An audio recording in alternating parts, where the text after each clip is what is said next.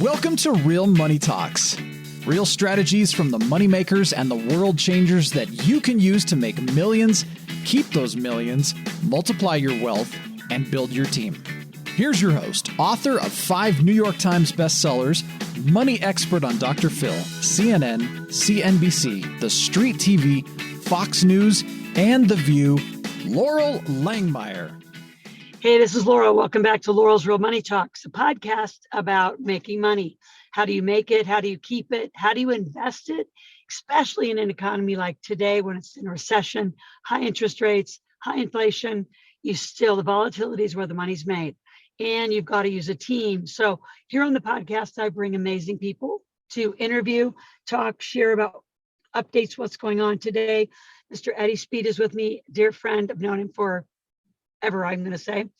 And he's the best in real estate notes that I know.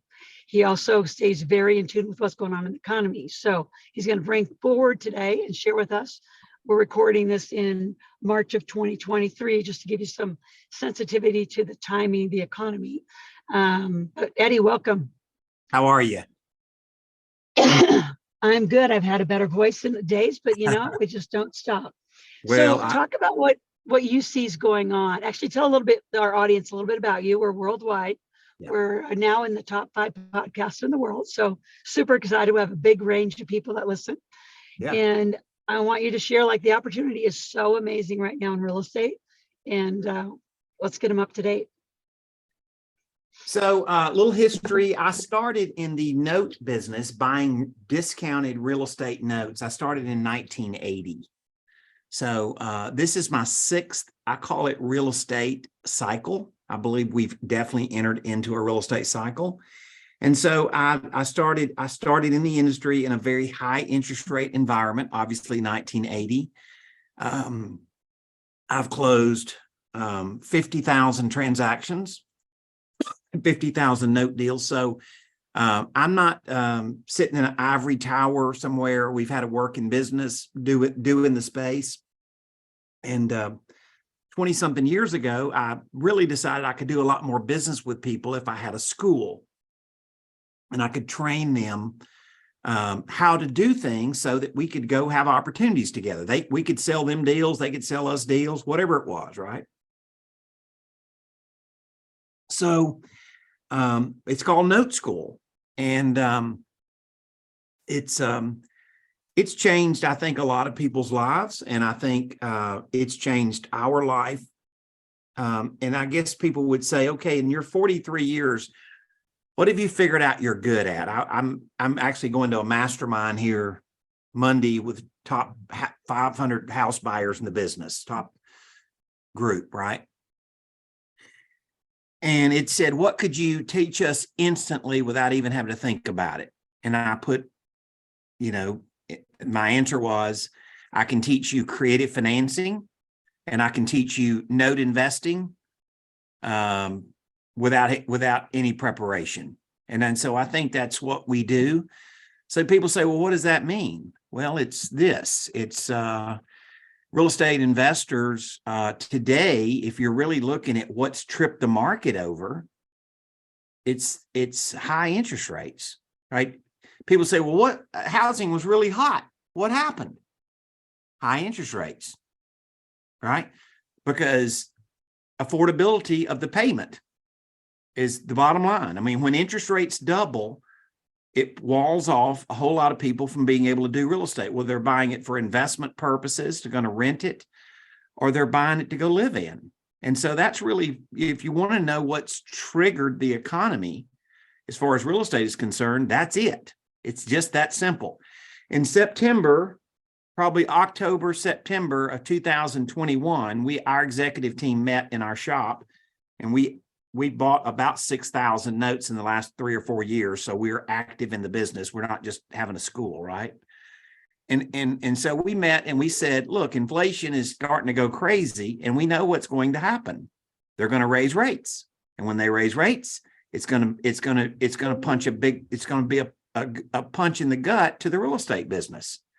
And you look forward and you're like, gosh, Eddie, that was, 18 months ago. The answer is, yeah. And you're like, how did you know that? I don't know, 43 years in the business, and I got an executive team that's done billions of dollars worth of discounted note business. I mean, sometimes gray hair has a little value. So it's taken longer to get to where we are than you would have thinking. I mean, you would have thought that like it wouldn't take that long, but it has. But I think pretty much it's agreed upon now that we've got 3 areas that people really have an opportunity. And let me say this about an entrepreneur, Laurel. An entrepreneur, as you well know, is somebody that knows how to seek the opportunity that others are missing. That's a big deal. Like, you know, if you can solve, if you have an entrepreneurial business and you can solve a problem that most people can't solve, that's what gives you the unique advantage. And that's how I look at our business, right? So, one of the things that we love to teach, and Laurel, I'm so excited to come. Yeah, go ahead. Yeah, I was just going to say, so for those who don't know the note business, why don't you give like kind of a third grader description Sure.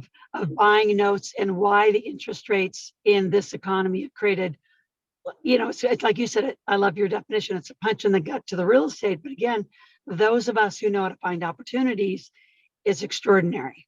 Exactly. So there's maybe a simple definition. And then, yeah, all of those of you listening, if you are interested in hearing, Eddie's going to be with us at our big table the beginning of April in Dallas, Texas. You can go to asklaurel.com and ask a question, make a request, and he'll be there really digging deep, diving in. But give a third grader definition of a notes. All right. So when I say a note is simply a promise to pay. Okay. Like a check. Laurel, I can write you a check for $1,000. Okay. You now have a note. And so you can go deposit that note and run it through your checking account. Laurel, you could go to a check cashing service. In fact, you could go to the check cashing service and endorse the back of that check, and they would only give you $850 for your $1,000 note. Now they have the legal right to go collect the full $1,000. And you know what they did, Laurel, if they did that? They bought your note at a discount. So we buy real estate secured notes, a $100,000 note, a $300,000 note. We typically buy that note at less than what's owed. So we'll buy a $300,000 note, but we won't pay $300. We'll pay $240, right? Although we have the legal right to collect all of the interest and all of the principal that is owed. It's just, we just found somebody willing to sell us the loan at less than what's owed. And you're saying, well, Eddie, how do you do that? Well, it's what we've done. I bought 50,000 of these. It is a normal industry scenario. And one of the things that people love to do is like, Eddie, could you help me learn how to find notes like that? And the answer is yes. One of the techniques that we teach in buying notes is you're buying a loan secured by a piece of real estate. So this $300,000 note as our example, Laurel, the house may be worth $400,000. Good collateral, but you're buying a note that's just making a payment every month. Now what Laurel says is, okay, Eddie, I want to buy that note and I want to go put it in my Roth IRA account. In other words, I want my retirement account to be the bank and have a note and just collect payments every month. I say, smart decision. And then we teach Laurel how to go use even leveraging strategies by selling some stream of payments on the note without selling the whole term of the note. And she can even recoup some of her capital from her retirement account, making her return on her investment very good. So there's all kind of things that we have sort of done over, you can imagine, 43 years and a lot of transactions in how to do it. But there is a significant supply right now of these notes because let's be honest about it, Laurel, the banks have kind of priced themselves out of the business.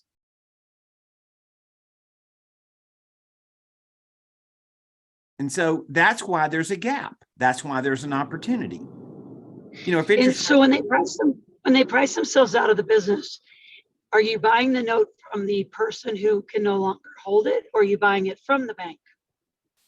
both, we buy seller finance notes, and we buy notes that have, there's a significant supply of loans. So Laurel, when the virus hit, there was 8 million loans that stopped paying. 8 million. And a lot of these loans went into this kind of agreement with the lender called forbearance. And all that simply means is kind of a timeout period, right? So they both legally agreed that you're not in default and you don't have to pay. We'll give you some time. And so then they went back and they modified a lot of these loans so that people kind of got a restart and can start paying in the future, right? And now all these loans have hit the secondary market. They're getting sold. And that's what I've been doing a really long time, is buying these kind of notes. So we're very connected. And I've got clients that have, Laurel, hundreds of these loans, and they may owe 100,000 and the house is worth 300,000. They may have been living in the house for 20 years. They're good people. They just had some problem during the virus. Now, all of a sudden, they've reestablished and started paying again. There's an industry term for that kind of loan. It's called an RPL, re-performing loan. And there's a big supply.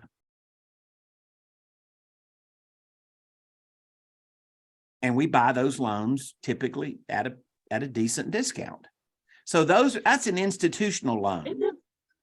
But that's also what you're teaching people. Like, so when you come to our big table in April, you're going to be really digging deep and showing people, where do you find them? How do you do the creative financing and start becoming the bank, which is really what a note investment business is. That's it. Is being the bank. Yep. I love it. I love it. So how do you see the market now? We're March 2023. Are you seeing more and more going to be hitting the market because they can't keep up? I mean, there's also this real estate place, I'm going to call it, like, where I know, because I was at the other side of it. I was doing construction and I was selling houses in Boise, Idaho, $300,000-$400,000. All of a sudden, November, around again, October, November of 2021, that same time period, our neighbors, construction neighbors, said, let's just go to try 500,000-600,000. These people in California, they're cashing out for so much money. Let's just see if we can add another couple hundred to the price tag. And by golly, we got it. And we got it all day long. But right now, those have settled back into a 300,000-400,000 value. So they're upside down. Yeah. Those are also people who we're going to see in this market, correct? Yeah, so there's another end of the business that we teach as well. And Laurel, I've had great experience in working with your people in the past in this area, and that is loans that aren't paying, a non-performing loan, right? And the reality is, Laurel, that we went for over 2 years where basically it wasn't legal to foreclose on people. There was a moratorium, right? Well, what do you figure? Didn't that equal a pin-up inventory of defaulted loans? And so now we have 2 million loans, and I just read a Black Knight report literally today. And so it's very up to date. There's 2 million loans that are not paying. And so now I'm not saying all 2 million of them will end up in foreclosure. I'm saying at least 1 million of them will. So that means that these defaulted loans, which the banks hold, their pattern is typically to sell those loans to note investors so that they don't go all the way to foreclosure. You know, to be honest with you, Laurel, they're just a little bit worried about headline risk, right? You know, Bank of America doesn't want to foreclose on you, but Eddie will, right? You know. That's true. Yeah.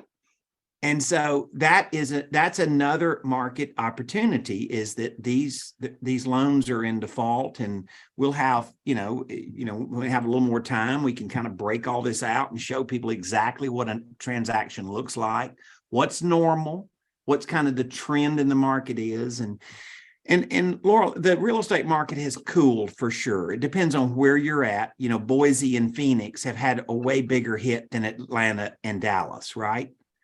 Correct.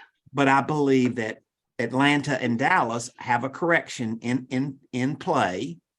I don't think it's going to be like 2008, but it's, you know, there's definitely going to be a correction. And Laurel, I think maybe you and I, on one end of this business, we've made a lot more money in distressed real estate times than we ever have in the best of real estate times. I would agree. I would totally agree. I mean, we've made it on both sides. Talk about this a little bit, Eddie. How much money do you have to get in to even begin to do some notes? Because you're talking 100, 200, 300, $1,000 notes. Yeah. What does it take for someone that's out listening to get in? Because what I don't want our listeners to do is like, oh, I have to have, 6 figures to begin this process. So one of the techniques I think we teach really well is how to use other people's money to fund your note business. And that's what you're really saying, right? I mean, like, okay, if you teach me how to do this, Eddie, can I go find capital to fund my note business so it doesn't have to come just out of my checking account? And the answer is absolutely. And that's a technique, and there's various techniques that we use, and that's a technique I think we teach really well. I mean, let's be honest with you. You think I had enough money in my checking account to buy 50,000 notes? I mean, I had to figure out how to find somebody else's money to do a lot of that business, right? So that's basically what we want to teach you guys to do is like, because think about it, just in a perfect world, I'm going to ask your audience a question, Laurel. And I think that if they answer this question the way I think they're going to answer it, then they got to figure out they got to learn a little bit more about this. The question is, would you rather be a landlord or the bank?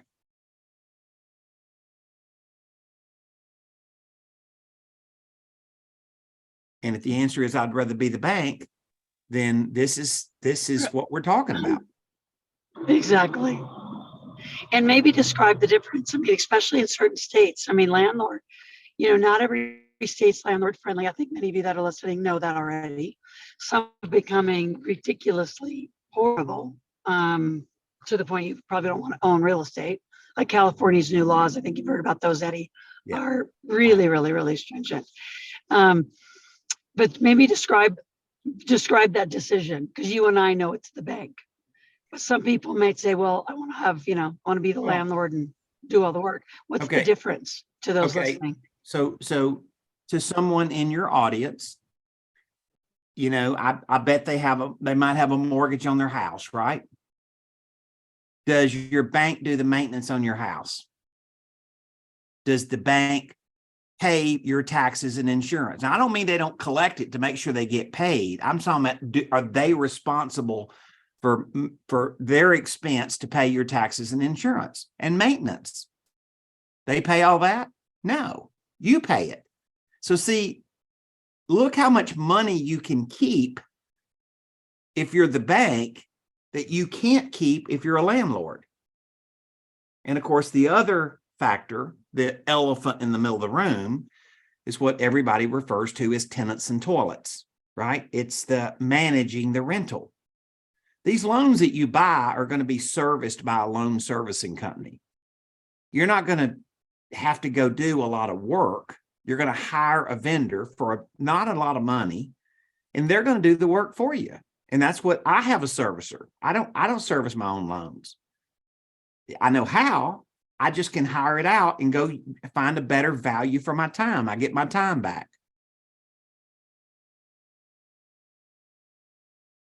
So those are kind of the advantages. And I guess to circle up kind of at the end, Laurel, I'm going to say that generally in inflationary times and high interest rate times, generally speaking,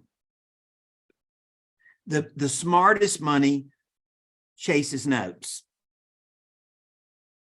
because it's better to own a note in that market than a property in that market, because you're saying, well, rents are going up. Actually, rents are going down and expenses are going up. So you may have a great rental with a lot of equity. Don't change that. But to go buy a brand new rental today, you may run the math and you say, I make a lot more money doing a note. I wouldn't be surprised. Last thing I would say, Laurel, is we have figured out some very unique tax loopholes in carrying owner financing that most people have never considered. And when I'm going to speak to your group in April, I'm going to break that down. It won't take very long. People will be shocked. Eddie, you mean I could sell my rental and owner finance it and I may never have to pay capital gains tax? And the answer is that is very possibly exactly how it works. You may be able to sell it and not pay capital gains tax. You want to see that trick, Laurel? Can't wait to see that trick. It's a truth. It's Can't been wait vetted. to see that trick. Yeah, it's absolutely a truth. It's just something people hadn't really, and I just sort of stumbled into this hack. Well, and I think a lot of the folks that follow my podcast are in this millionaire maker conversation. I mean, we, the way I teach it, Eddie, is that we live in the alternatives. We live in things that the normal population will never hear about. They don't know about them. It's not that they're illegal. They're just different, and they're not heavily marketed on social media and TV. So people don't know about them.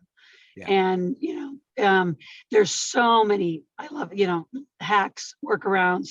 I call also living corporate life. Like totally living corporate life means you use that tax code, which is 81,000 pages. It's brilliant. So I'm glad you have another strategy to show us as we get together. What would you tell people, like as we walk through 23, just give us a little forecast. How long is this going to be? I mean, obviously you do this for your life, but the surge right now of the houses that are available, is it a year? Is it 18 months? Is it 2 years? What do you see this next chapter being like? I have a lot of seasoned people I get to hang out with. I have some friends that run hedge funds and stuff that, as I say, make $1 billion bets. Their bet is it's certainly a 2-year cycle. And I think there's there's potentially a bleed over where we could be looking at, a 3-year cycle.